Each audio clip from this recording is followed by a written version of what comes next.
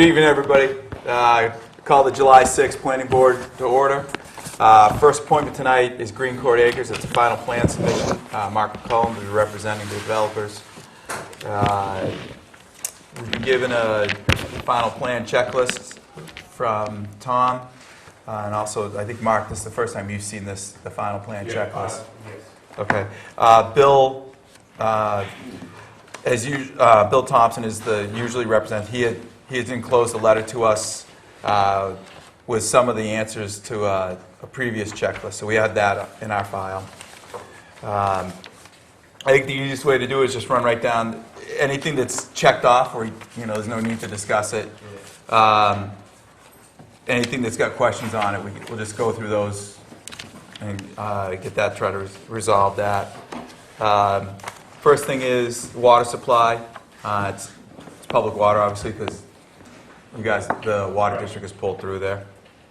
We're going to get the street name. You've submitted a Green Court Acres as the street name, and it just that has to be formally approved. Is it approved or not approved? Not yet. Okay. So, and then that would be the same thing for the E911.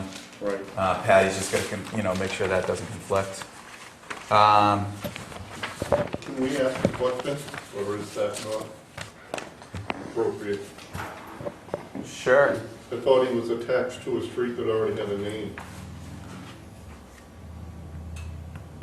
Bob's Lake. You mean Barb's? Pole Line Drive? Yeah. Oh, pole line?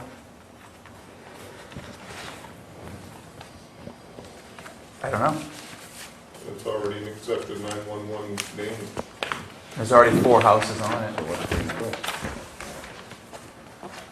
The name on the final plan is what you have to go by. Okay. So if it was pole line or anything else, it would have had to be designated as pole line on the plan. So all we can do is go by what's on the final plan. Final plan has Green Court on it. The question becomes, what about the 4 houses that are already Right.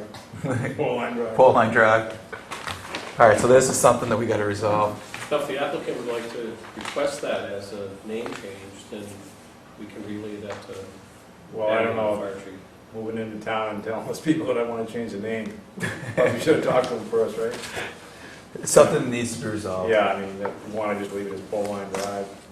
If this is going to be heard next meeting on the 20th, I can certainly go down there and talk to the neighbors and see if they want to change the name or not. If they want to keep it, we'll keep it. Okay. Yeah, if you could do that, Mark, that'd be good. Sure. Tom, fire hydrants, you had a discussion with the fire chief tonight? Or Yes, today? it's important to document, because the hydrants in line was already established before the subdivision, if they met the approval of the fire chief. The fire chief went out there this afternoon, and it meets his full approval. It does, okay. And he just offered that orally, but they do meet, it meets his full approval. Good. And if you need any documentation, I'd be happy to write the letter. One of the things we got for required improvements is bonding. We have a discussion later on tonight. Yeah, To I come mean, up there's with no that. bonding required right now, as of right now, right? It's as required, Oh, I see. so that's something we've got to get resolved here Right. soon. Yeah. Honestly, you're the first person that's coming through as the discussion's been going on with bonding. Mhm. Association bylaws, have we ever received those yet? Yes, I didn't, well, I haven't done with the other projects. I could do them certainly by the 20th. Okay. Yeah.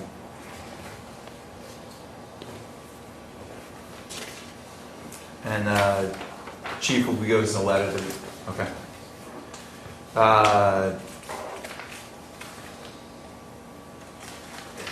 We have a note, I'm down to section 9.3, streets, number 3, width and radius of Barb's Way. I think it goes down to 50-foot right-of-way, right down to basically lot P, and then stops. But there's a turn, I guess there's a turn coming out of the, like C3, C4, C5 to C6 in there. Oh, we have those, Tom, we have those radiuses. It goes to the next page. Okay. That's, Oh, I'm sorry. Continuing to page 6, if I finished reading it, it says intersection at West Road below standard. I'm sorry. Where is below standard, if I may, Mr. Chairman? It's below standard in width, and it's certainly well below standard in radii. Okay. One side, I think on your plan, it shows a 20-foot radius, and on the other side, it shows a 10-foot radius. The 10-foot radius on site looks more like a 1-foot radius, 1 foot. It's because there's a sign there and there's a telephone pole there. Okay. On the other side, it's conceivable that a 20-foot radius could be rounded off there. However, for turning movement of a ladder truck, you'd certainly want it well above, or at a minimum of 25-foot radius. And typically, you'd want to see a 30 or more, which presents a physical problem given the closeness of the two lots. Yeah, and that's actually not included, that's not part of your land thing, so that's a No. discussion you need to have. Well, the discussion we had 3 years ago was that normally streets are a 50-foot right-of-way, but the pavement's 24 feet. And I think we plan to go between 20 and 24-foot pavement out there. I hadn't had discussions about radii. Is the only question here the radii, or is the question the actual width of the right-of-way? No, just where it joins the West Road. Okay, so that we want to make the radii big enough for 25 foot so the trucks can get in on it. Okay. I think the other thing is that for about 500 feet from the intersection of West Road to the point where it flares out to a 50-foot right-of-way, you only have about a 20-foot right-of-way. Right. So it doesn't allow you any room for a 20-foot road, 24-foot road plus shoulders. Right. So I think that's probably the big issue. It's a strong concern of the fire chief Okay. in terms of turning movements. So does that mean that that could never be accepted as a town road because of that? I never accepted that, that's, you know, I mean, it's a matter of the quorum. If it's at standard and it goes to a town meeting, and then, you know, the quorum votes on it. Yeah, what it would mean is if it was at 20 feet, it would mean if the town approving a road that wasn't to town specifications. But you get enough people voting. I have another question. We've had that happen before. In the past, they haven't got on the warrant if it didn't meet town specifications. Okay. I have another question for you. When the chief was there, did he ask about an egress road? Did he ask about it? No, he got to see it on the plan as well as when he was physically on the site. There is an egress road? Barks Way. Barks Way is the egress road, Yeah, that's a private road. the emergency egress, For emergency only. for emergency only. It's changed since we first saw it. There's, you know, it's opened up, I don't know, probably 3/4 of the way down, it's opened up. And that's at the West Road. So it's different from what we saw before. Oh, if you have one there. Here. You're requesting a waiver for a dead-end cul-de-sac, because the road extent, length of the road exceeds 600 feet. We can vote on the waiver tonight for that. Does the board want to go through the rest of the checklist? Do you want to handle each item that comes up? What's your preference on that? Okay. We'll handle each item as they come up on the checklist then. The applicant's requested a waiver. Town ordinance requires a waiver for roads exceeding 600 feet in length. And this, I think even from the egress point, it was like 1,200 feet, wasn't it? To the hammerhead at the end out by lot 19. Do you remember, Mark? From the West Street all the way to the Hammerhead? Yeah, basically from where it bails out to Barb's Way. Oh, yeah, okay. Let me see. I'm not sure if that's in Bill's letter. I didn't see it. Okay. Section, further section. I forgot from before we said, but I thought it was, no, it's at least, Looks like it's about 1,600 feet. what? Why? Just to get Do you look at the sheet waivers, 5? because it's the length of the dead end exceeds 600 feet, right? So they have to get a waiver and. Or have a, can have a direct side. So this doesn't even comply, right? It, no, a dead end cannot exceed 600 feet, even if it had a full turnaround at the other end. So that's what it is. So do I hear a motion on the waiver for the dead end? Approximately 1,500 feet beyond the turnout to Barb's Way.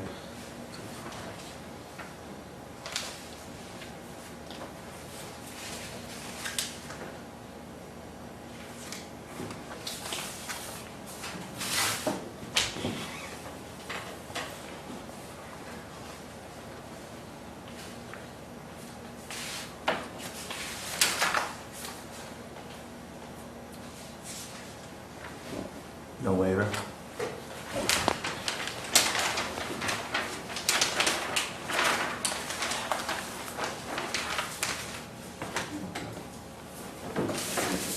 You're our expert on dead ends, man. Yeah, I know. I'm struggling with it. I was just gonna ask, what have we done in the past, and we've done one part before, I mean, that's more than twice the length that we're talking about for a dead-end road.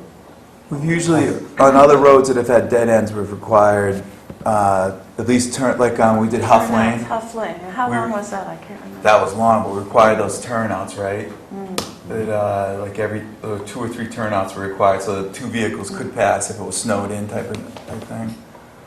And then the one that was up here, like sort of behind your farm, when they were that proposed development, that was I think we required a bigger hammerhead at the end, a real cul-de-sac at the end on that. That one wasn't 600 feet though. I mean, it wasn't 1,600 feet. Remember on that one, Dave, what we did on Up on, behind, Judy's? Angley Road? Yeah, No, I wasn't. that was like a 900-foot road, and I think we required. we required a bigger turnaround. They actually took out of a lot and made it into a turnaround, I think. Yeah. And that had similar road as this, a decent width road.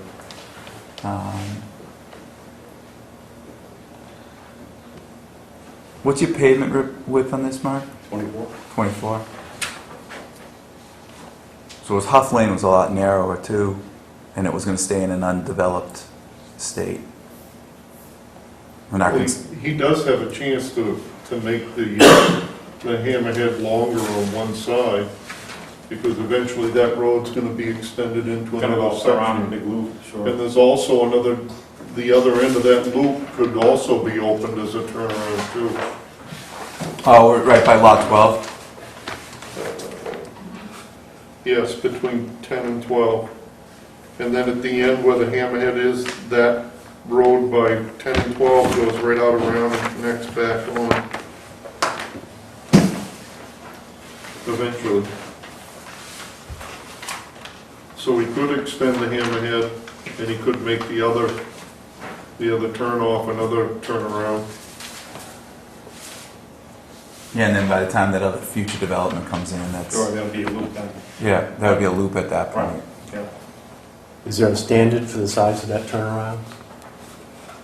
Is there what? Would there be a standard for the size of that turnaround at the end of the road, or is it up to us to say what it is? Well, it would have to be big enough for a plow truck to turn if it ever became a town road. Normally we do it 40 feet for a Or, fire truck. or the ladder truck. Or the ladder truck to get in there, Yeah. turn around, Yeah. the last couple. But those are 50-foot right-of-ways. Both of those roads are gonna be a 50-foot right-of-way. so Yeah, with 24 feet of pavement, Yeah. so. You could make it big enough.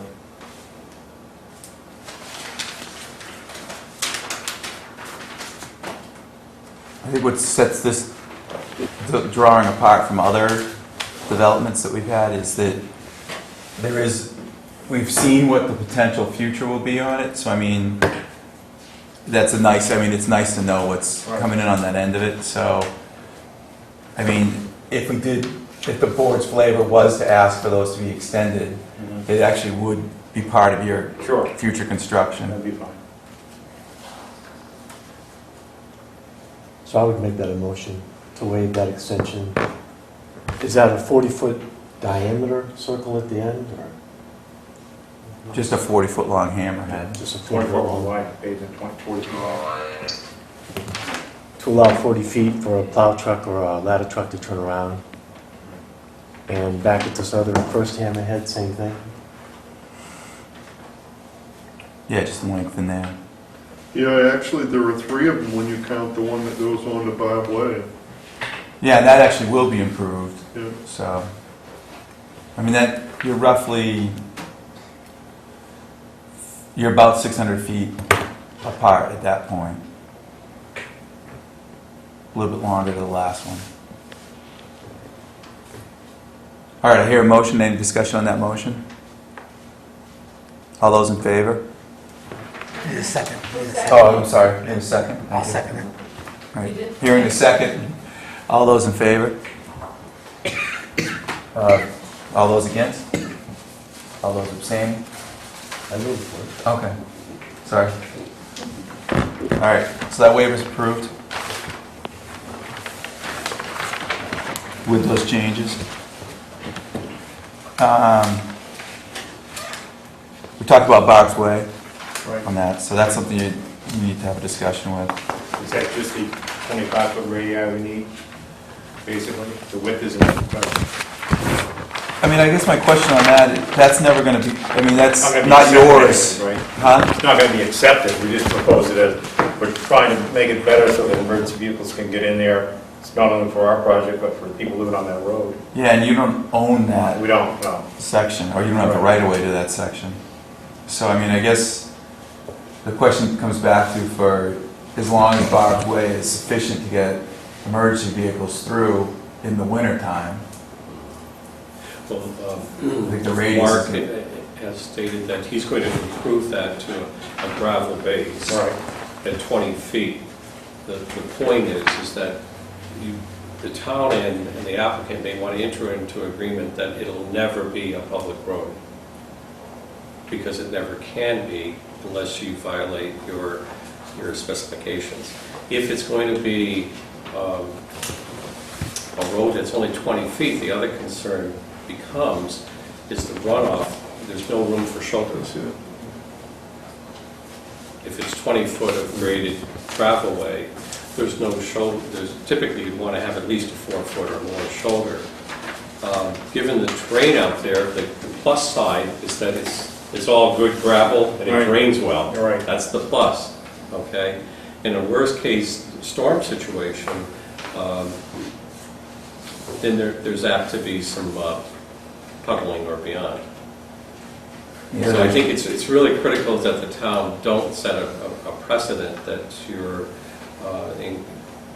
encouraging a means of egress that's substandard, that an applicant would think they could approach the town as a public way This is a private road, currently. so are we going to have meetings with the people who live on the road? And Well, that should have been probably some I time am ago. discussing this, I was getting people who live on the road involved in it. We've already had. There was a public hearing, what was it, Tina, a couple years ago? 2008? 2008. I thought I understood that we were improving it and everybody thought it was a good idea.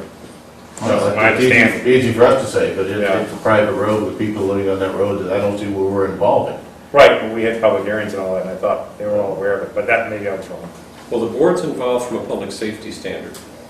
That's one of your mandates by state statute. So the public safety of having fire vehicles come in and out of there. I think that the applicant will greatly bring it up to standard, because if you've been over it recently, it's got some knee-high potholes in it. And I mean, that is, and the Barb's Way is not part of the development, it's actually an agreement that the developer is offered in. I think of the two, the board can contemplate what it wants to do with the width, but the turning radius coming off of West Road is, should be of deep concern to you. There is not a 10-foot radius on the side that has a telephone pole, which would be the left side turning into Barb's Way. Dave? I have a question that I gotta ask, because I hadn't looked at this when we were first talking about Pole Line Drive. This shows Pole Line Drive having a 50-foot right-of-way there, or 50-foot. There is. There is. Redone, yeah. When Dean, they traded land, he got a full 50. So that actually could be improved Yes. to be a 50-foot? Right, yeah. Okay. I didn't, that's why I said that Yeah. before, Mark. Right. I didn't realize that that was part of your agreement with them. Yes, I think I think you need to have the discussion with the homeowners that are on that end On Pole about the Line? radius, yeah. No, on Oh, on Barb's Way. Way? Okay. To go through that.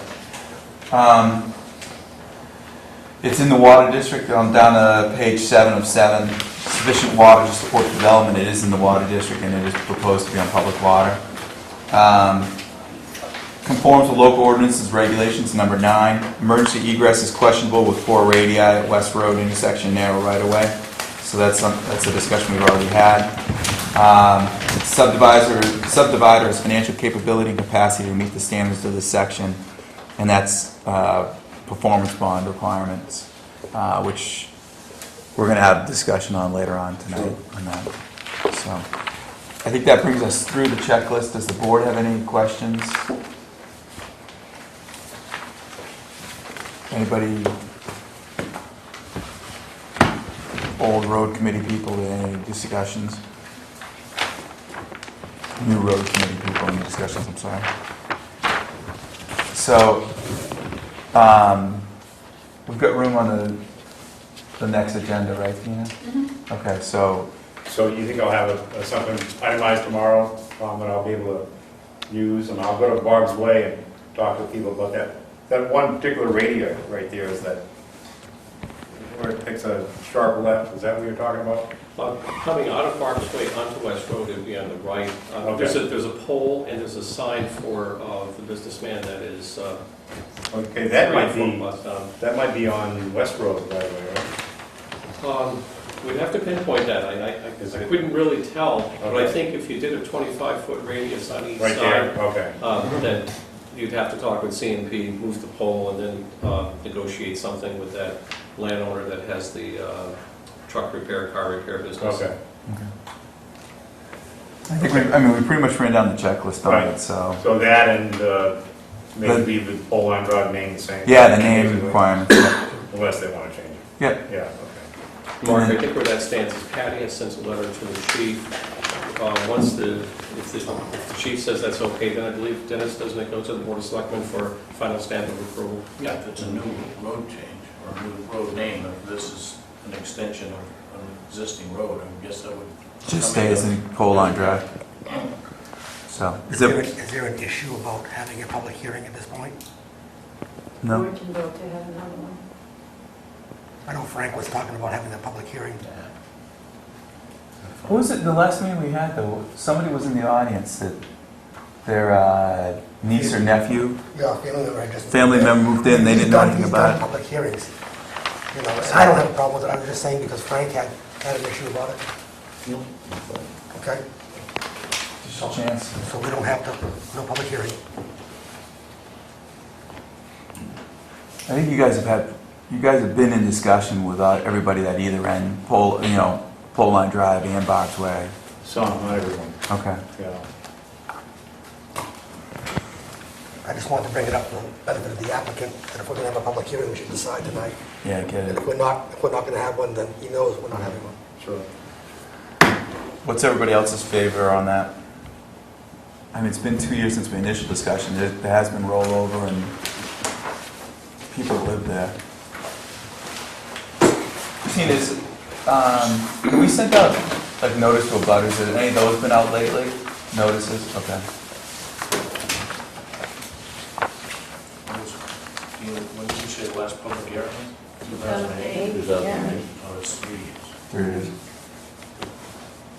And I I personally can't, I don't think it can hurt to have a public hearing on Never it. heard. But I agree with Andy, I think we should schedule it now so you're not Sure. waiting out on it. Does that mean we'll still be on for the 20th? or not? Yeah. Yeah, okay. We can't, can we So we announce the have public, time. we don't have enough time for that public hearing. No. First week of August. First, After yeah. the first meeting in August, if you schedule it, because he has to send notices to abutters, and they have to be, I think, 14 days before the hearing. What's the board's flavor on that?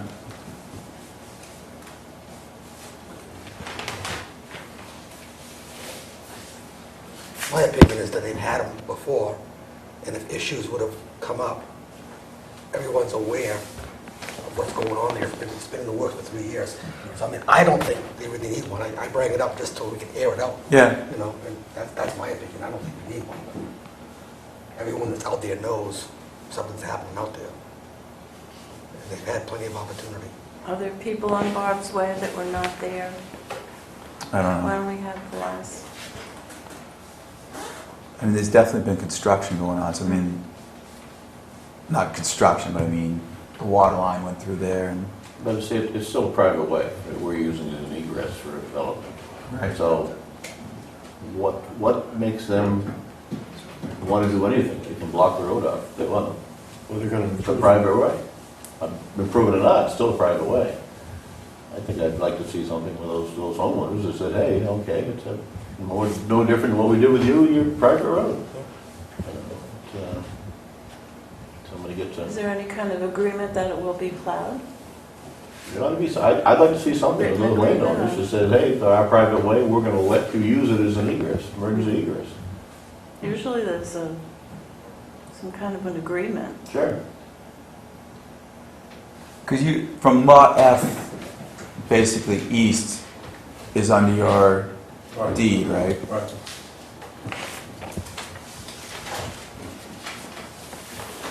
So we have 3, potentially 4. I think lot O is unoccupied at this point.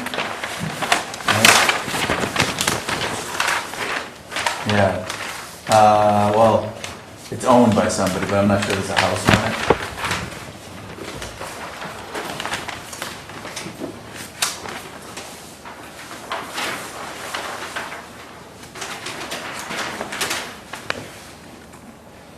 I guess my point is anytime in the future, someone who owns that private way can say, go to hell, you're not using my egress. Yeah. When we have no agreement, Put its old roof in it. Put its old roof on it. we do something. All right. Tom? The simplest solution to this is when Mark works out his homeowner association bylaws, in those bylaws, there should be a bilateral agreement between those abutting lots on the private way that the association will take care of the plowing of it. Once they sign off on it, then everybody's home free. Because it becomes the association's responsibility to plow that, because it's designated as a means of egress, emergency egress. Which But- involves the landowners there, so that would take care of, as long as you've got some. I mean, there's a benefit to those people, but to make everything legal, if you will, just get them to sign off on it as that you will take care, the association will take care of the plowing and maintenance of that private way. They benefit from it, but like you say, Frank, there could always be one person that. Next year. Want to put an obstacle Somebody up. says, I don't think you can use this anymore, so. That's right. Well, yeah, you don't own it. As of right now, there are 5 addresses that have, 5 houses that have Barb's Way address. Okay. Could you give those names to Mark? Yep. And then, Well, if one of them doesn't want to sign an agreement, and the other ones say, okay, does that mean it's not gonna go through? Because obviously, one person can't block the road, it takes all 5. If we're Unless gonna- that- If we're gonna redo the road to, a lot better standards and agree to, the association agrees to plow it, so these guys don't have to plow it. It seems like a moot point to have to go and get everybody's, signature after that. I think you have to get everybody, I think everybody has to at least sign off on it that they've reviewed it and looked at it, whether they're yay or nay on it, I think that protects you later on to say, and the nays we've got to iron out. I don't think it kills it, but I think the nays, you have to meet with those people, and it might be just I don't want it in my backyard type of thing. Five houses on a private way, who plows it now? I imagine they, Do they have a homeowners association? Do they have a road association? yeah, I don't know. I think everybody I does their believe own. it's a gentleman that has a car repair place that does most of the maintenance on it. Okay. I see his kid out there dragging it with a York rake. I have another question, if you don't mind. It shows from up here where that first turnoff is off Greenport, a right-of-way that narrows down just before it gets to the Gagnon property. Where And you it at? says there that this portion of Bart Way is owned in fee by Lot F. So it appears to me that that's the only person you gotta talk to. Oh, Gagny owns that whole. Well, that's what it says on the plan. It No, also shows that his right of, what he owns isn't where Barb's Way is at this time, so maybe you do have to involve the person that owns Lot P as well. Well, it looks like all you would need, us and Lot P, and then the guy out by the West Street. If that's the case, I'm sure, if he owns it and he agrees to it, Right, okay. I think they've solved your problem for Because you. what it says that he owns butts right up to what you have drawn as a right-of-way that you have. Unless I'm seeing this wrong. Is that what you see too? Yeah, a portion of Barb's Way is owned in fee by Lot F, and that the whole thing is all the way out to the street. Yeah. Tom? Who owns P, Mark, do you know? I don't know, is it that, what does it say here? It's Melvin and Francis Brackett. Oh, is it on here? Yeah, it's, brackets. To the top. So it would be bracket and then F would be Gagnon. So basically bracket and Gagnon and us, we should be able to come to an agreement, right? Right. And if one of those guys is doing all the work now, he's probably more than glad to work for us. I can't see why not. I mean, it's not your primary egress for it. It's an emergency egress only. You're not going to dump 50 cars down their road. It's better for their insurance to carry that. I can't bet on anything, but you know what I mean? Then you can get the whole contract. All right. Is there any other discussion from the board?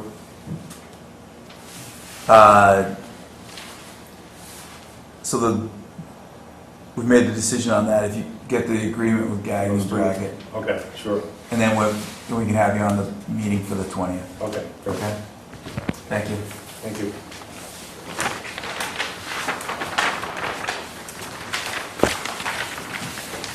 I'm going to go out of order. Instead of doing minutes, I'm going to jump down to the recommendation to Board of Selectmen for proposed ordinance change, Wellhead Protection Zone.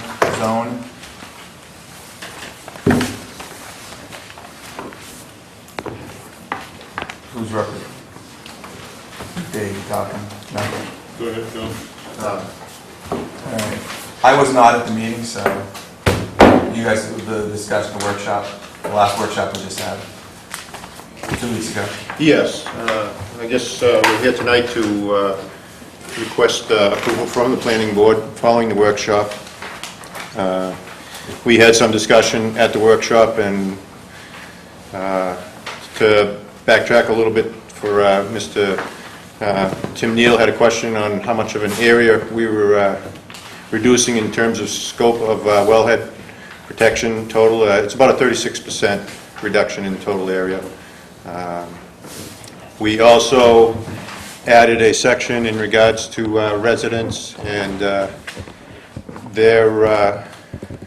residential restriction. I believe you all got a sheet today with the change in that, with the wording that excludes residents except in particular instances in the performance standards where there is a specific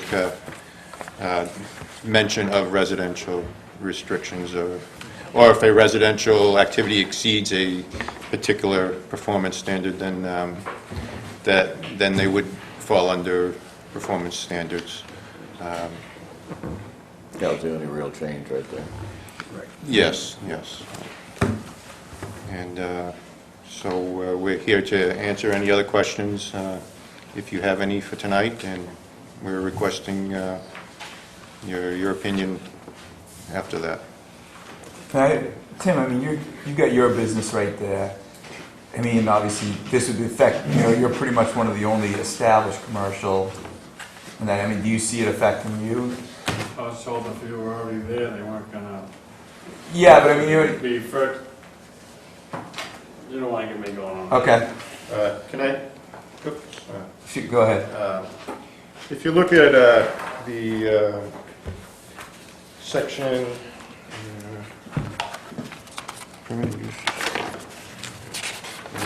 find myself.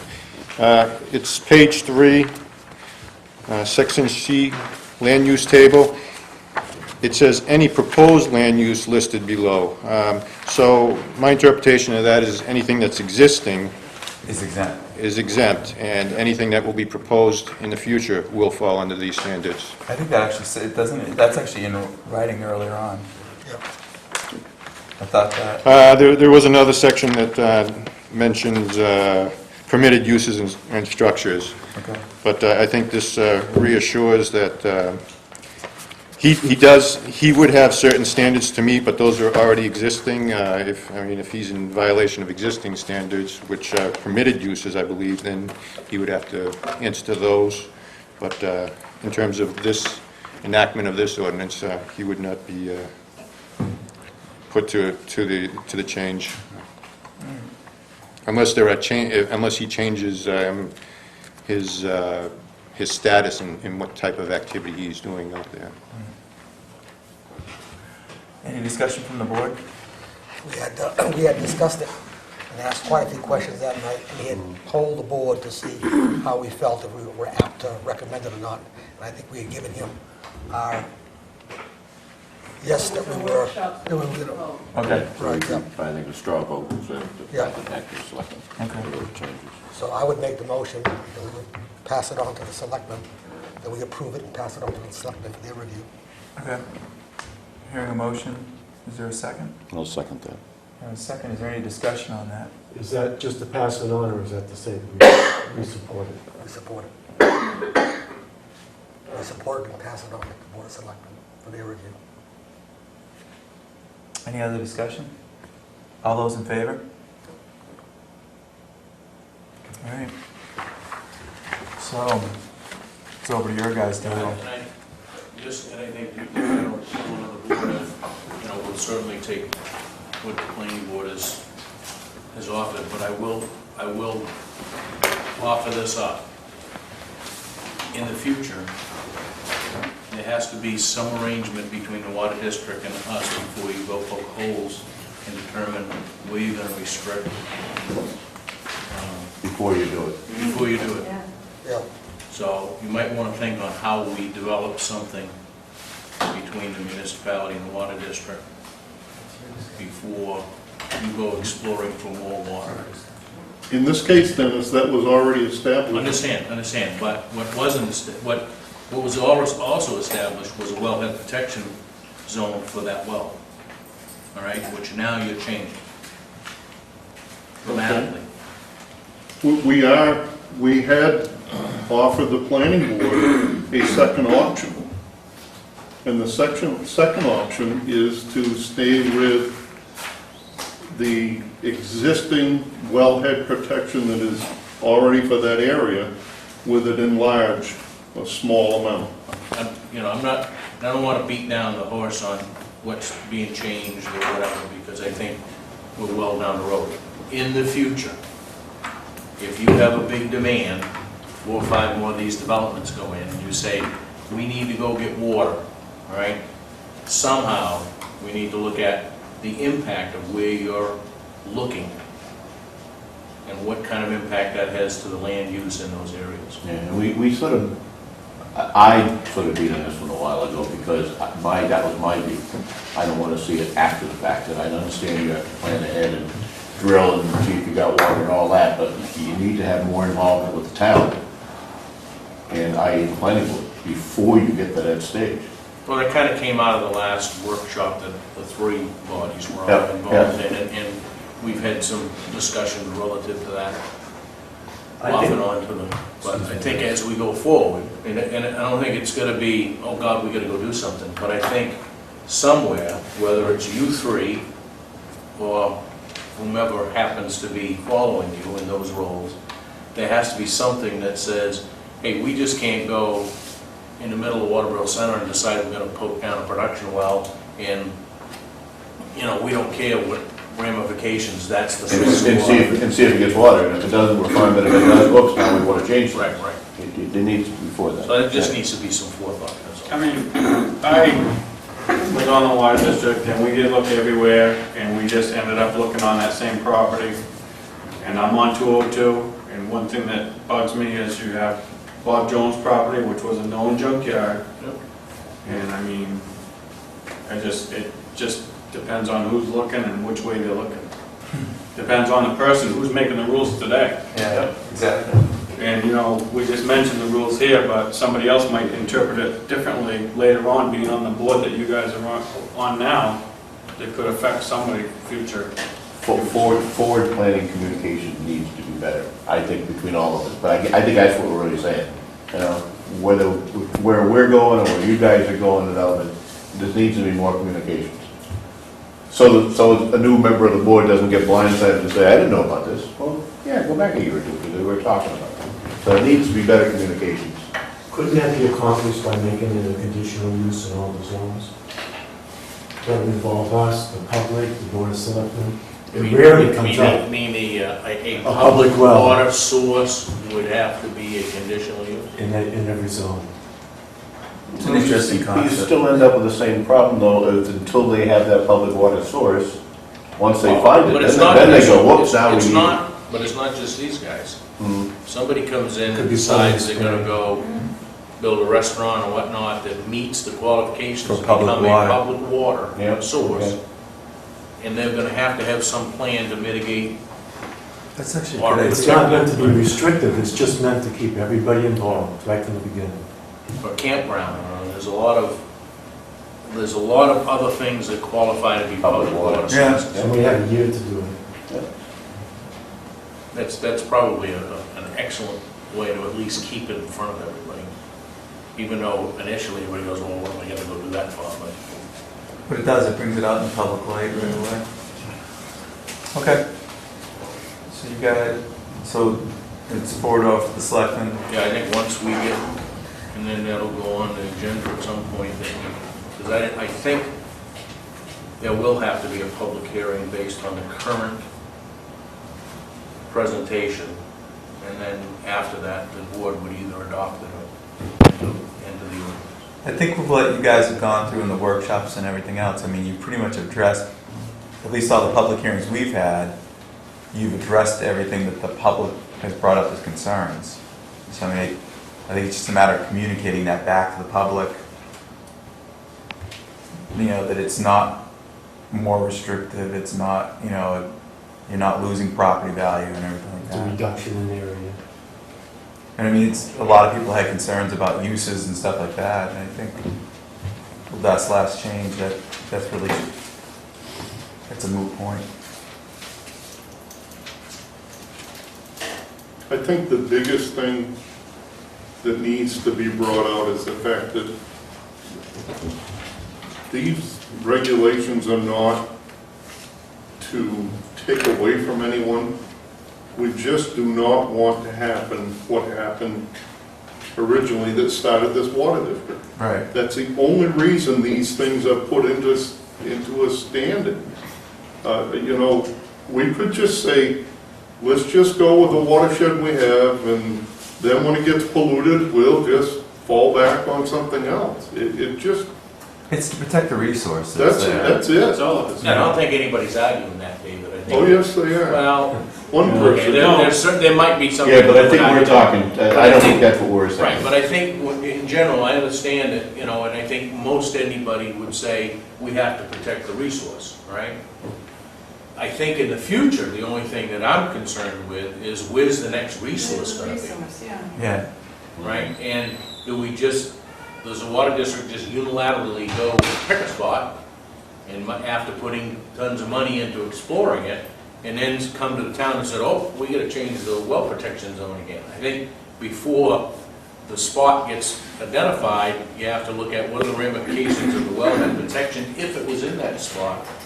And what does that do to the landowners in that area?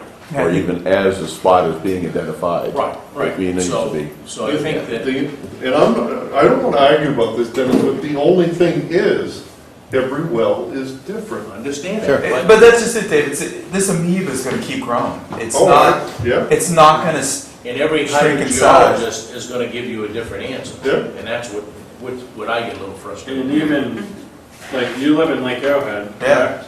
But that was one of our discussions before, there's a lot of people that drive tractor trailers in Lake Arrowhead. parking The there. trucks will hold 100 gallons of fuel. And it's all sand-based there. It's gonna And- travel like crazy. You know, you take like the military, for example, let's put a drain pan under it. Where are you gonna put the drain pan? Under the 250-gallon fuel tanks, or the 10-gallon oil pan, or the 10-gallon antifreeze can? Yeah. You know, it just depends on who looks at it. And I agree, it's to protect the resource, but depends on who's looking today. Just gotta be smart about what you're doing. Okay. Any other discussion on the wellhead protection zone? Okay. Moving on, performance bonds. Thank you, guys. Yo, thank you. Thank you for your help and your guidance and, Thank you for the patience. That didn't take very long either, right? the next one we're doing. Go through here. Performance bonds. I don't have any. All right, okay, next on the agenda tonight is performance bonds. This is an issue we have in town because what's in our ordinance, our legal counsel is not in favor of. So we're at a bind on that. Tom has prepared different pros and cons of agreements, possible performance bonds that we can use. They include surety bonds, irrevocable letters of credit, CDs, certificates of deposits, cash, or a tripartite agreement. Those are what's in use in other communities. So, we need to come up with a recommendation that we can present to the selectmen that we can use that protects the town, and also, I think we also have to look at the developer too. We don't want to stifle development in the town by making a bonding issue that's so restricted that we don't get growth, or the landowner loses value from that. On the other hand, we've got to protect what we've got in the town already, and we've got to make sure that we don't put the town at jeopardy. So, Tom, I'm going to turn it over to you because you're the feeder of information to us. Okay. We, meaning the town, the planning board, the department, building department, we've all been grappling with this because of several issues. One, the current ordinance acts as a detriment to the protection of the community because of the way that it's written. The way it's written, you legally are allowed to establish a performance bond up to 25% of the value of the improvements. Typically, most municipalities that have performance bonds, it's at 125. So it appears that there may have been a typographical error in the preparation of that language in the ordinance. Tim? Doesn't it say 25% of the value of the entire project? It's typically of the value of the improvements, because it would be difficult to forecast the value both of land and of anticipated buildings and of improvements. So typically, what is forecasted out is the cost of your infrastructure, water lines, in some communities, sewer lines, street improvements. If there's a cistern, that should be bonded. But with a cistern, typically, most municipalities not only bond the cost of putting the cistern in, but the cost of maintaining it. In the case of Waterboro, there is no maintenance bond that I believe has ever shown up, and there's always that gray area of who maintains it. I believe our fire department checks the cisterns. I don't know if they maintain them, but I believe they do check them periodically. The challenge that I think we have is, and we all agree on it 100%, is the fairness doctrine as to how do we apply something that's fair. Now, in the past, and I don't mean to regress in the past, but a lot of performance bonds in the past were simply done with letters of credit. Developer Tom would go to friendly banker Bob, and they'd go out to lunch and they would agree that let's put $1 million bond out, and that's that. They bring the letter back, the irrevocable letter of credit, to the community, and that was the end of the story. That worked in the past. It worked quite well, given that most developments were really quite reputable, performed, and got accomplished. When we went through several cycles of FDIC defaults, bank defaults, developer defaults, it caused a lot of havoc in communities where who was to pick up the cost when the citizens were complaining about building out the infrastructure, assuming that part of it got built out. In some cases, none of it got built out and lots were released. The only preventative medicine that the town of Waterboro has to prepare for the future is to come up with something that is fair and acceptable, with an emphasis on fair. And the more I've thought about this, it almost has to be a hybrid. You know, you can't just say, okay, everybody put up their savings passbook. Some can, some can't. I don't think you want to get into the arena of putting up collateral. I think that's a dangerous place to go. Entering into agreements, there may be some people who have the financial capacity that would put up a passbook. That's the best case scenario for the town. Okay, treasurer holds the passbook. As portions are built out, if it's a phased project, then monies are released. For those that may not have that type of capacity, then I think you have to look at what other alternatives you have for guarantee.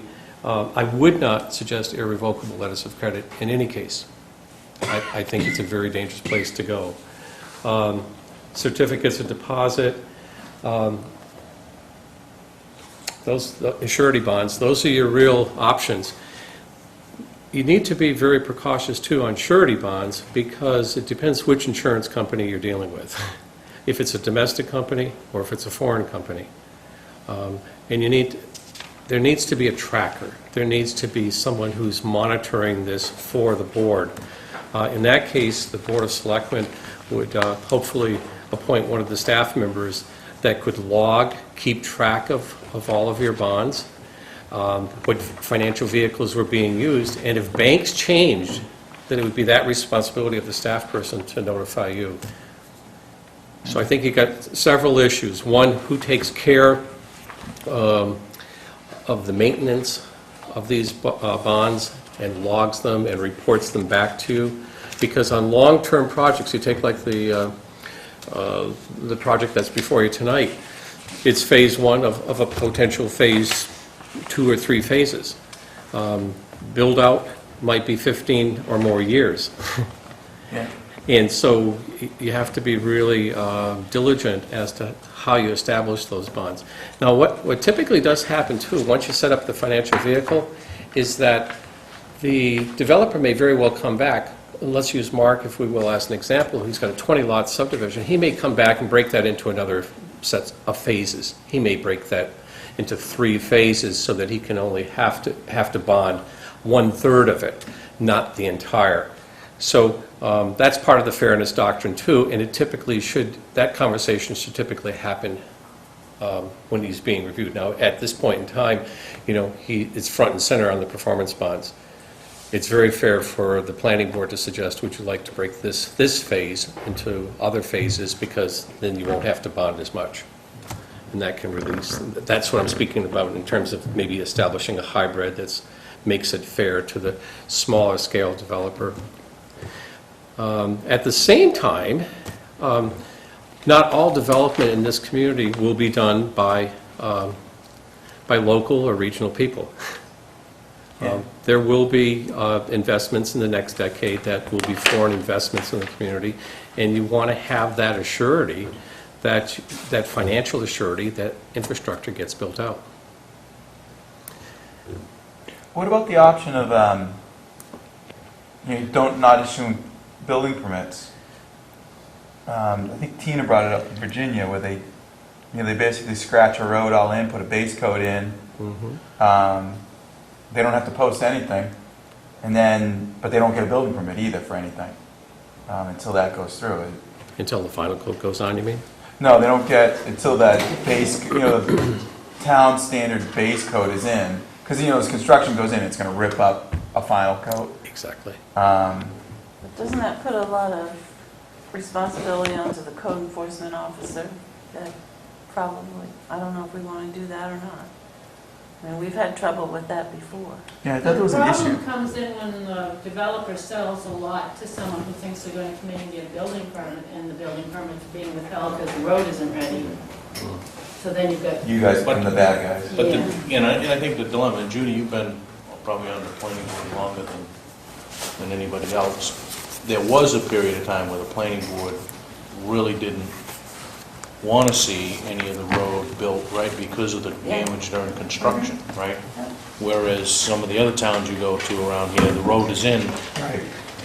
way before my God, in Saco, I think they put the sidewalks in, right, before they cut the first permit. Right. But I mean, I think that somewhere in that lies, because to my knowledge, we've been burnt twice, if not 3 times, right?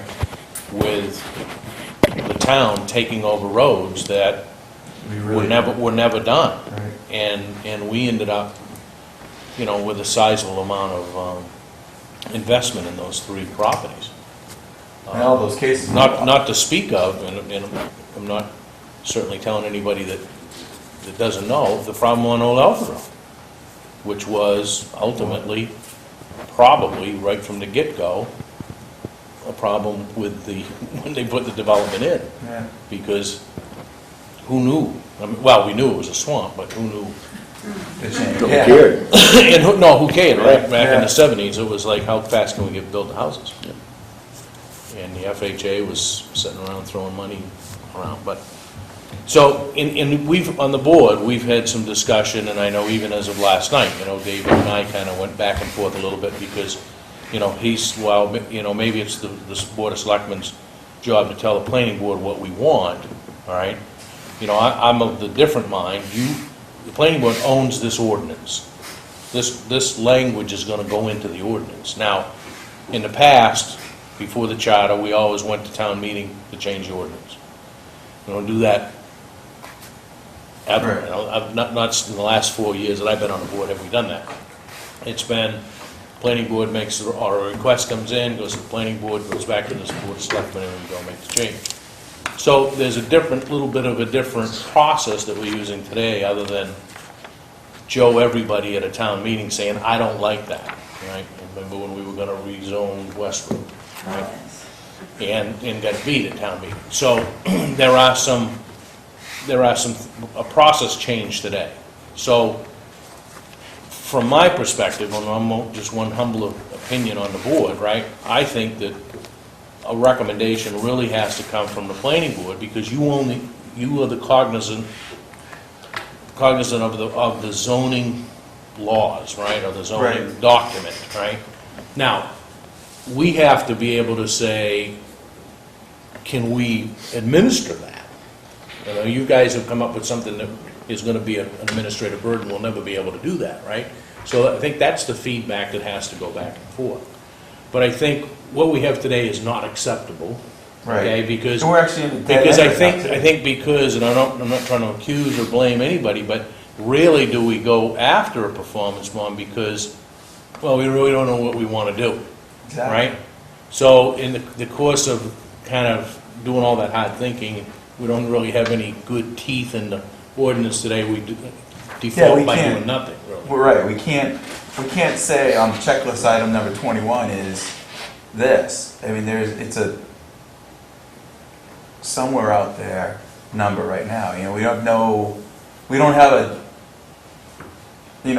a matrix or something like that you go into and says, you know, you're this, you're that, then here's your number. And that's, I think that's what we need, it's posted, the guys coming in here know what they're coming into, and it's, I think you gotta put something in very clear black and white, Right. so that when Andy comes back in, he knows exactly what he's gonna do, or Mark, or whomever else. I that agree, I says- mean, I think it's gotta be something that any developer up front knows what they're getting into. And I They think- shouldn't be hit with it at And final I plan. think Tom is right, there's gotta be some fairness to it, right? But what I might call fair and what the developer might call fair might be up for debate, right? I think Andy's got the most experience with them, so. I think it's a mentally process to do this, because a lot of things come into this. All subdivisions, or just subdivisions of a certain size? All roads, or private roads as well as, so that it has to address what's gonna need to be bonded. And then on the level of bonds here, this is a large, we almost gotta write, like, if we choose to use surety bonds, CDs, and cash, describe each one, how would it be set up, how would it be released, who would hold the escrow. We almost need to see that language as a starting point, I think, to be able to see how the ordinance would actually look, and then take that language and say, okay, this works, well, let's change this, let's change that. Because there's so much in front of us right now between the different kinds of bonds, how the money gets released, what the escrow is gonna be. We've almost gotta start But doing see, sections. that's where I think that the torch gets handed off, right? I think the planning board doesn't get into the mechanics of how the surety bond is managed. That becomes the Board of Selectmen's responsibility, right? And the administration of the town. So I think. Shouldn't it be addressed in the ordinance? Right, well, I think what's in the ordinance, it goes, say we decide it's gonna be surety bonds, Okay. right? The Board of Selectmen now have to establish a procedure, Okay. okay, to exactly your point. Who's gonna hold, who's gonna administer, when's the money get released, all of those kinds of things, right? That, I think, becomes a policy that is in writing.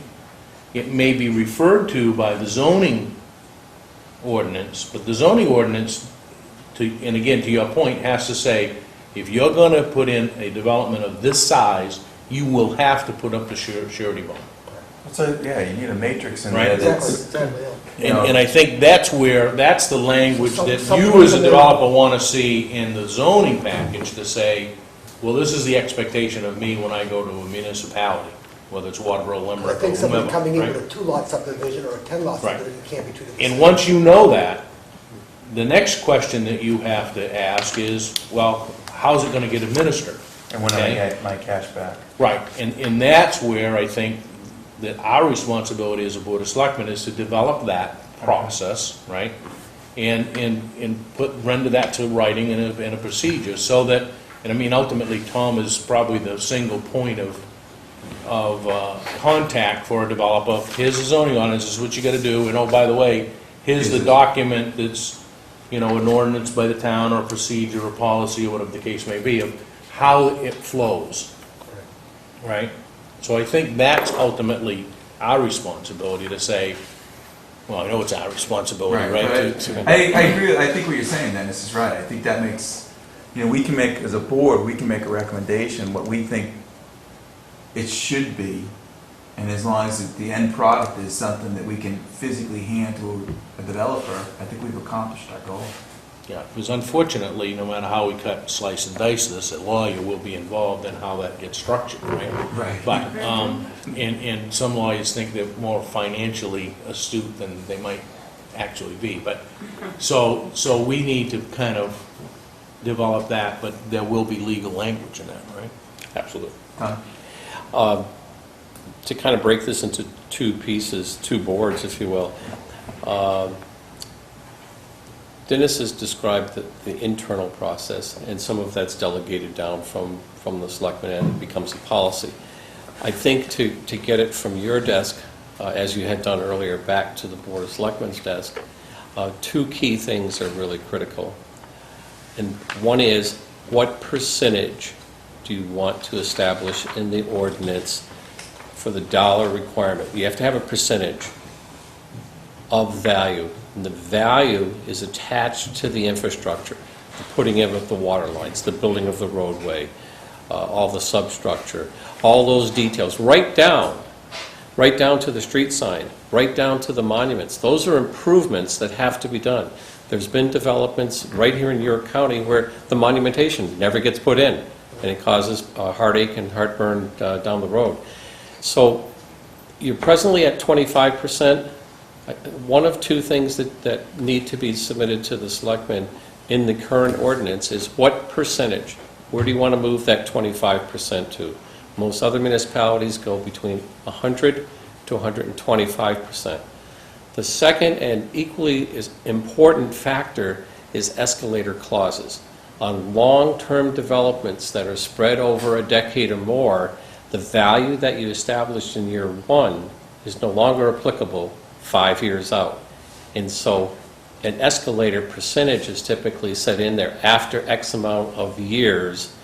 The town planner, for example, brings back to the board and says, your time period has expired, we need to now up that price by 3%, 2%. What happens if instead of like time periods, I'm just thinking like the price of oil. 2 years we've seen the price of oil triple and then come back to a double. So the price of pavement has gone that, reflected directly in there. But that, if you were a 3-year period, that may never have occurred. I mean, is there a way also to say if COLA or something like that, inflationary rates, Well, you can certainly, Instead of tie it to time. the consumer price index, although I'm not sure that the consumer price index, but something of that nature, right? In the past, it's been tied to CPI and other things. The dilemma is, it's a daily moving target. And so CPI estimated by folks in DC, this month means nothing next month. Bond is typically rewritten anyway. So what you do is you take it. Bond a project for $500,000, you wouldn't want to carry the $500,000 project through the whole thing. Right. So that bond expires after a year or two, has to be rewritten, so it's kind of, Exactly. it's going to keep. it kind of But gets, that management kind of gets goes looked back at, in it the gets Board of kind of gets Selectmen. looked at every Yeah, time. exactly. As to, okay, well, these numbers have changed now. I think the words So, in bond level's the- going in down, the but you're zoning bonding less of the ordinance, project Frank, because it's have already to been say, completed. Andy's will- right, Kurt. will be Depends if you this. bond it for 1 year, 2 years, 3 years. But you come back and reevaluate. If the project isn't built out and your bond's for 2 years, you come back and reevaluate. You can escalate at that point if you wish, Okay. or you can build an escalator clause into the ordinance where it becomes automatic. And there has to be somebody watching those bonds because they run out all the time and nobody's on top of it. The first thing you know, it's not bonded anymore. The problem with, It's not done. if I may, with the performance bonding, the bonding part is pretty mechanical. You just need an internal person to make sure that they red flag and alert you and alert the Board of Selectmen to when it's coming close to expiry. The bigger issue is being able to stay on top of this when, on long-term projects. The number keeps changing, and you need to protect the community. So if we look at the mechanics of it, right? The last thing that we want the planning board to have to worry about is the mechanics of it, right? That being said, if somebody comes back in and says, listen, the economy has changed, I want to go back, maybe like this guy tonight, and say, instead of bonding the whole thing, we're only going to be able to do a smaller phase. I need some relief from that, I would think that that's the planning board's discretion, right? Absolutely. To be able to say, To break it okay. into phases and then Right, toss it back That's to the right, that's mechanics right, to the that's selectmen. right, that's right. Yeah. But they wouldn't come to the board and say, oh, I'm not gonna be able to finish and all of this. That becomes an integral piece of the planning board to say, well, wait a minute, you might wanna go one phase, but one phase might not get you the egress, secondary egress that, so there Right. are some things that come into play there, right? He's gotta go to, with improvements to a certain point, so he has a secondary egress, right? Yep. So, no matter what he does, that's phase one, right? Yeah. So- It's pretty easy on that subdivision, it's pretty easy, you could chunk that into, Yeah. some of them are a little bit more funky, Huff Lane or something like that, but, I mean, that one is, the only thing that stinks is the homeowner that comes in wants, lot O. It's not an option. Yeah. It's not given to them. Right, I mean, it's, you hear about that all these big developments that are Yep. going on all over the country. Phase two hasn't opened up yet, Yeah. It's right? not an option. You see that with condos, right? Well, We talked about that with Carthage. right. Carthage. I mean, when somebody wants the one way and the end of the. But I think the other thing that Tom brings up is like cisterns, This one's easy, it's gonna be on the water system, so you We throw a have a lot of few more cisterns hydrants in in there and, you get fire Yeah, but we protection. got them all over the place. But now you put something out that we need a cistern in for fire protection, right? Who is responsible long-term? Right. Now, we haven't seen, Matt might be testing them, but there hasn't been anything that's had to have been done yet. Right, So my guess is if that happens today, he's gonna come to you guys. in budget season and say, hey, I gotta make an improvement, right? So I wanna budget next year, or I'm gonna have to take monies that I have this year, go fix it. And I think a couple of these cases, there's nothing built, right? So there's a cistern with nothing around it. Yep. But, You always have the situation, I've run into this in a community in New Hampshire, in Amherst, New Hampshire, where there are cisterns everywhere, everywhere. And we discovered real quickly that we needed maintenance bonds, because otherwise the town was going to get stiff with it. And the fire department was, and volunteer fire department, running around checking these cisterns. There comes a point where sometimes they're not put in properly, or they're setting on a little edge of ledge, Yeah, over time. and over time, they move, they settle, they break. Plus overuse too, I mean, if you get one that gets used a lot, it's gonna, Exactly. I mean, hopefully knock on wood, it doesn't happen, but you wrap a hose on a line around the standpipe and you take off, there's a good chance. But to see the beauty of the maintenance of a maintenance bond for a cistern is not a lot of money, and it's done for everybody's benefit, the developer's benefit. How long does that last? Well, that's last forever. Well, I Forever. think it's gotta be part of the homeowners association. at some point, it becomes a fee that the homeowners association picks up. And so, let's say 2% of their maintenance fee from the homeowners association automatically goes into that maintenance bond for the cistern. It's obviously to their benefit, their insurance benefit. So, Well, they're put in for fire insurance. yeah, So exactly. why isn't this something that we can do an ordinance with the fire department? I mean, if you call the fire insurance company saying, oh, by the way, this system is no good anymore, their insurance is gonna go nuts. I mean, there ought to be something related to the fire department to do a long-term maintenance on these things. It could be if one of two things happen. One, there really should be a cistern ordinance in this community that spells out those very things on maintenance, installation, inspection, et cetera, et cetera. That doesn't exist in the community now. It's not a complicated ordinance to put together. The only other option you have is to tie it to performance bonding, and, as a sub-paragraph to performance bonding, cistern maintenance. So if we go back, just to kind of move the dime here, right? If we go back, I think, and I believe everybody's seen all of this, right? I mean, surety bonds are probably the target of where we're headed, right? The next question is how much of the value, right? I think the third question is, what's the trigger point? Is it, I'm putting in 2 homes? Do I have to do anything, right? And I'm just gonna, It's really the percentage in the trigger points. Yeah. The type of bonding is gonna change day to day, year to year. True. Anywhere in the economy. Right. You know, 10 years ago, it would have been, who But I cares? think the what you words, just get Frank, out of have here. to say that you will have to put up a surety bond. You will have to do, you'll have to do acceptable bond of some percentage. If based on these trigger if points. the size of your project is this. Yeah. You will be required to bond that, And the mechanics of it, right. And then the mechanics of it are this. yeah. Right? Yeah. But I think in the ordinance, there has to be something that says by how much, when does it kick in? Yep. All right? And I think you can write the flexibility in there that, you know, depending on the size of a project, it can be done in phases, or, I mean, there has to be something that, because today, it just says, oh, we might require it. It actually says, yeah, bond and the bond required. is Followed what our by- council says, they all said. By waivers. Right. Would we still have the ability to waive the bond?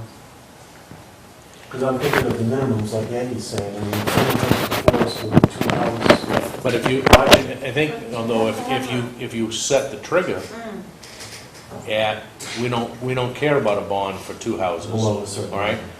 We're gonna set it that, okay, if your project is this big, if you're gonna put in more than a quarter mile of road, or if you're gonna put in X amount of homes, I mean, there has to be something that just says that's what's gonna. Triggers the So system. Right, we could just triggers. describe all the triggers. So that some, I don't come in here and you guys say, well, you know, I don't like the arrogant guy and we're gonna trigger it for him, right? I think But we're not waivers gonna gets in trigger. trouble. You know. Yeah, I If just, somebody says, he said, yeah, So I think we're all in a final agreement. would we still be looking at different types, like surety bonds, cash, or cashier's check?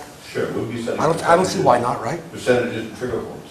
The I- type of bond The type of bond. would be, No, I think you gotta say, Does it- we're does- gonna accept, why would we? Does, I guess that's the question, Tom. Would we, in the language, say that it would have to be a surety bond or and exclusively, or do we say the bonding of this project could take place with surety, a combination of security bonds, cash, I mean, I just think the more options you add, the more convoluted this becomes. Yeah. I agree. Negotiations, Keep it as to me, simple as you should be on your can. side. I No, I agree, don't- but I don't disagree, but if the language in the zoning ordinance says it will be a surety bond, right? But if it doesn't, Frank, then it becomes, here's my cat. well, how come I had to put up a surety bond and Tom only had to put up cash or a certified cashier's check? I think So you it's gotta be a pretty solid, this is what it's gonna be. If you're gonna do business in this municipality, this is what it is. Because that's a question we always get from developers, it's, what do you want? What do you got? Tom? Yeah. Board, I think what you need to spell out, and you need to create a hybrid, 2 or 3 options. One won't work, I don't think, because then, if you said to me, I'd say, well, make sure they all put up cash. That doesn't work with the fairness doctrine, Right. okay? If you have CDs, cash, or surety bonds, it gives 3 good options. Letters of credit, The most anybody if can you were do. to ask me on letters of credit, I would have to say absolutely not, 100% no, don't open that door, because it's a dangerous door to open in today's economy I and in don't the think economy. CDs are an issue, you've Well, got I think- issues with CDs. I think Pardon me? we've been burnt by letters of credit. Yeah, and so I guess what I'm saying is create a hybrid that allows for 2 or 3 options, depending on, and you can sort it out pretty easily, because, you know, if someone says they're coming in from Bank X, you know the stability of a bank for a year or 2, okay? That's the other issue. Applicants and developers go south, or they flip projects. Get them approved, build out a couple, flip the project, banks change, applicant changes, all that stuff changes, so it affects that whole bonding. If the bonding dissolves and the project's flipped, you have a serious issue, okay? How do you go back and re-examine and reanalyze it? So, and there's problems with banks too, for that matter. So why don't, and I don't want to speak for the planning board, but why don't you put something together? The language of what the ordinance would say. Here's Dennis, if I may. I'd love to do that, because I think it's going to be helpful to both boards. Here's what I need to know tonight. What types of surety, because that has to be worded in there, is your board comfortable with before you send it to the Board of Selectmen? Tell me tonight that you have 2 or 3 different types of surety. I'll put that in there. The other thing you need to tell me, so I can build it into that ordinance that you can give to the Selectmen, is going to be at what percentage of value? And I would say to that, just my opinion, would be 125% of value. That's Yeah. pretty commonplace. And to give at least two, if not 3 different feasible options, because different people, different situations for different people. Someone may have cash. If you're going to put up a bond, you're going to pay for a bond. And you're basically, that's a cost. Right. If a person wants to give you cash and he's got it, let him do it. That's great. You know, so at least those 2 and maybe a third. I guess, That's how I feel. Judy, Tim, Frank? First, let's break it into pieces. The value is there a consensus at 125% of I think that makes a lot of current sense. value? Yep, Okay. 125. Judy? Yep. Yeah. Now, options that are, My flavor is if you do cash or surety bonds, A or B, you got a small developer, you've got maybe a bigger developer, you can handle both. You start getting to 2 or 3, Yeah. I think people start going, can I go A and B? Or none of the, you know, Half A and half A, yeah, you know, my feeling would be Either or. either or, that way we're fair. You don't like A, pick B. You don't like B, you got A. Don't like those? Go Yeah. away. Tim? I Is that- agree with that. Makes Andy? sense. I can live with that. Kurt, you're happy with that? So why do you Frank? have a minimum, why do we do a minimum trigger of no? You actually go down to a point where you don't have bonding? I don't know, today, how many projects have you done that have had required bonding? Done bonding. So it's you waive it. Waive everything, Okay. yeah. Yeah. No, Well, okay. I think the waiver comes out of this now, I think you're right. Yeah. right? It's a hard over. If you put a trigger point, there's no waiving. I can see having different trigger points as you go up. Well, But why would if there your- be, Your trigger point would be the requirement of a cistern. I would That's think 10 lots. That would, what based on, what's the 10 lots based on? Why 10 or 5 or 2? Yeah, but Why Judy, any if I- subdivision? And here's where I am. If this guy, I don't know how many houses, what's this guy doing? 20? 20. So it's definitely, he's in the trigger. Yeah. Okay, I'm gonna go do a really dense condo deal. But I'm only gonna build a loop-de-loop, Yeah. right, like down to C&K, Yeah. right? Do I have to have a bond?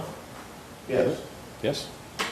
But I think that's, I I don't- think that's. So I think you gotta I don't know how you. But when you call it a rubric or a matrix, I think that's what you gotta be, you know? You said a good beginning on, you know, But you your got this bond many might not houses be or as much this money. much road. I just want to protect the guy Yes. that we went I to mean, meeting.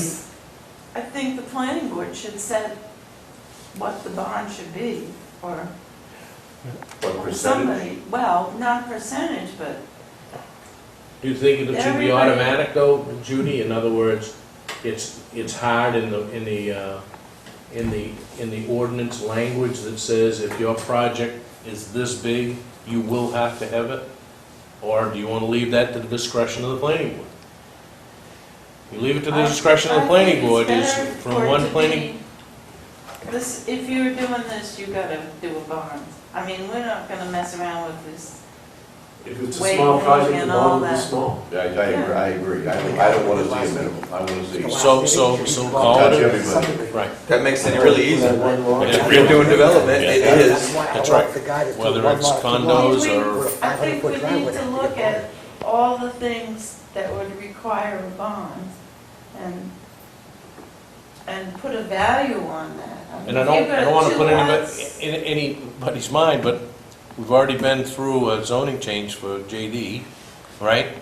Would he have to be bonded to put that complex in? Or another Dunkin' Donuts complex? I would think the And answer an is example yes, of one right? that might not have to be bonded is the one that we approved in Hollis the other night. Exactly. That person shouldn't need a bond. It's a subdivision, but we don't want to put a trigger I don't on know, by one. the time the selectmen said he's talking about the Waterboro kids, I would have said, yes, he needs a bond right there. Did you hear that comment? No. I don't care about your kids on your road, you know. Oh, is that right? I would have gone, excuse me, check box. I didn't hear that comment, no. Yeah. Yeah, but, I mean, a road would need a bond, and a cistern would need a bond. Here's the easy And way. if you're not doing any of those things, The easy way to figure this out is anytime there's an infrastructure or an improvement that's being done. Dennis said, what about JD's? Huge parking lot, 3 acres Yeah. of parking, Oh, okay? yeah. Storm water management, Yeah. culverts. Yeah, that certainly would require a performance bond. even a small one, you talked about sending monuments. I mean, any lot, I mean, it would be a small amount of bond, I would. In the day when people put in granite monuments, you were talking 5 figures just for monumentation. That's why so many people put in iron pins now. But even putting in the iron pins and the cost of the surveyors going out there to lay that out is costly. And it's something you want to guarantee that gets completed. That's a site improvement. My only question is, commercial development versus, residential development.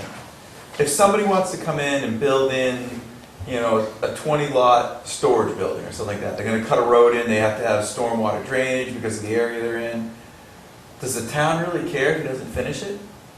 He's not gonna come back and sue the town that, But I road. mean, ultimately, somebody, But what if he sells it and then? I mean, somebody has to, at some point in time, do you create a nuisance? I guess, okay, I can see that. If you created, I left a pile of dirt that now is eroding and causing stormwater to back up. Right, nobody someplace. cares because I'm only doing this for myself, but if I create a nuisance because I didn't go in and finish something, All right, I the can way see that it that. was approved, right?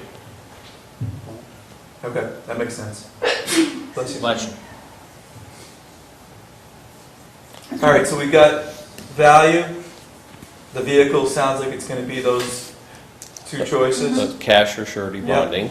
And escalator clause is your last. On an escalator clause, if you establish the bond only for a 12-month cycle, it keeps coming back to the planning board, and those 12 months go by fast. Let's take the case you had before you tonight. Would you want to see it every year? Would you want to reanalyze that every year? Given that build-out, my opinion, it's not going to happen in 5 years. It's going to happen over maybe 10 years before those So I 20 get think you built just out. need to, should it be a multiple year or whatever? Or it could be, that could be a discretionary thing on the part of the board. If you've got a 5-lot subdivision versus a 20-lot phase 1. You still have a growth ordinance, so that's going to last 7 years. That's right, that's Yeah, right. yeah. And so you may want to put Yeah. just the words that, they're for longer-term projects, the escalation factor may be part of the the bonding, right? Or no Or bond will can be, be so- no bond can be longer than 3 years. Or Yeah. you could Now, then just, we have to look at it again. I mean, this, I you mean, could- I'd almost have to do it on a case-by-case basis. if you went back, good point in case here tonight. In 2008, you said, Ian? Yeah. That's when we had if- the if- public hearing. It started Okay, before that. so if that had flown through and been done, probably wouldn't have been much accomplished, if anything, right? By That that time, time, right. right? So here we are 3 years later, right? And would we still have a bond in place? I mean, I think he was waiting for a number tonight, what's the bond requirement? But Right. The other question, did they determine what the cost of the improvements are, or is a third party looking? You have to have a third party. the way that, if it gets up to 6 digits, you should be having them provide you, prior to final approval, the engineering estimate for all of the engineering components.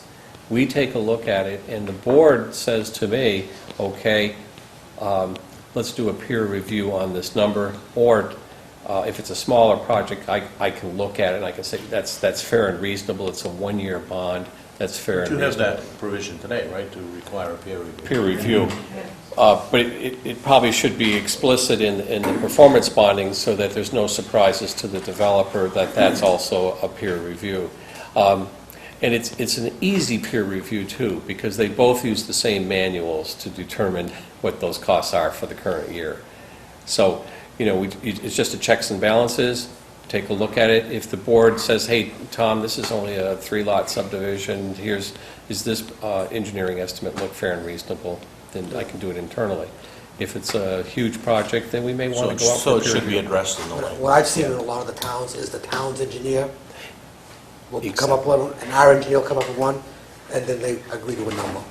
In the bigger municipalities where they have a city engineer, it's all done internally, Yeah, so. there's always a difference in the two. But you need a checks and balances on the bigger projects, because you just want to make sure that starting number is a fair number, fair Yeah, to I the mean, community. There's so many variables that are in there. There are a lot of You gotta variables, capture it yeah. as much as you can. Okay. Okay. So I think we got the stuff. I mean, I agree with Selectman Abbott's suggestion that we refer this back to Tom to write some model language. And as the board, that sounds like the flavor of the board. So we'd be in favor of it. Yeah, you guys can wordsmith it after. Run by the lawyer. Just for sequence, Dennis, so that the Board of Selectmen knows, I'll draft up something, have it ready for your next meeting. You'll take a look at that draft, red line, make any changes you want to. Do you want us to go to town council before it's shipped to the Board of Selectmen, just so we can do any further I mean, refinement? I think if, as long as Or- it goes, under Natalie or Tom, Tom came out and went through an extensive session with us on performance bonding. Can we get- Right. Okay. Ken, Tom. Can we get your writing a few days earlier than the Yeah, meeting? Yes, please. absolutely. So that we could kind of review it before getting it I here? might be able to do it all. If Natalie or somebody looked at it, I would guess that you would know that in 2 weeks, right? Right. That, all they want to do is to be able to say is it enforceable. Right, Yeah. exactly. So do you want me to do that before I send you the draft? I don't think it hurts. I'd like to see I like to see the draft first, and then that way, if we've got tweaks or how we want to. What I would say, I'd like to see the draft before I get to the meeting. Yes. But I think- You all have email, so. Do you want to see the draft before it Before goes we to get to- Natalie? No, before we get to the planning board meeting. Right. Before it goes to Natalie. Okay. So I can review it, So we're not reading it. so we're not reading it for the first time when we get to the Is it meeting. August 6th, your next meeting? 20. 26. 20th. Well, Yes, if we have a draft, we can get that to us ahead of time, Sure. we'll review it, and then we can, at the meeting, and then it go to Natalie, and then, Absolutely. I guess we just go to, take Natalie's comments, and then come up with a recommendation that we can forward to the select people. Okay. Meet the 27th, right? Or the 20th? 20th. 20. So it'd be mid-August, it'd be back to the selectmen case. So- US. So another quick issue, if I can infringe on you. When we last met with the 2020 committee and the planning board and the board of selectmen, we said that we would try to arrange for kind of frequent, kind of short, crisp get-togethers between the 2020 committee and the planning board. Crisp, short, crisp meetings. Can we have like 15 minutes on the 20th? I think we only got Green Acres and, And you can start earlier. not earlier. That works. Do that first and let them wait. So Green Acres is really going to kick into August, and I though, think all- because of the public hearing. The No, we don't have a public hearing. The 2020 committee will just put together a shot, this is where we are, this is, because there's some money that they're getting ready to spend and whatnot. We're gonna follow that up on the 26th, the selectmen's meeting, there's an invite that's gonna go out to all committees. Certainly, you're all welcome to come, or if you wanna send a representative, and just really go through the whole, what's gotta be done in the comprehensive plan of the 2020 thing and really help that committee focus in on the next 2 or 3 priorities. They've already got 2 or 3 lined up and working. And just a consensus out of planning board, road review, EDC, the board of selectmen, everybody else of where, because this is gonna, because we're limited on funding, it will probably be another year and a half or so before they can finalize this thing. So. Okay. That fits in, okay. And Dave Woodson will become the new liaison between planning board and the board. When does that take? I'm going to chastise him for not being here tonight, but Oh, that's already taken place? we kind of divvied it up last time. Okay. All right. Yeah. Yeah, I asked him where he was. I think that covers that. We have to sign the Hidden Brook plan. There's no minutes, so, is there any new business? Tom was at the meeting for this, you look over the plan. Yes, the Mylars are there for signature, both boards, Hollis and, thank you, Dennis. Hollis and Waterboro have to co-sign these plans. Your board took a vote, it was 4-0, right, Frank? Yeah. In favor.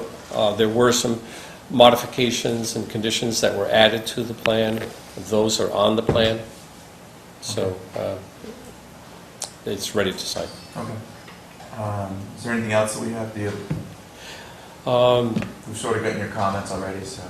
Just a 30-second comment that a lot of changes have happened in Augusta. The most important one that you should know is that the proposal to change the shoreline zoning from 250 to 75 feet was defeated. Oh, Okay, but there were some other land use changes, some economic development changes. If anybody on the board is interested in getting a sneak preview of, or a little synopsis of that, I can provide it to you. Did they do anything with vernal pools?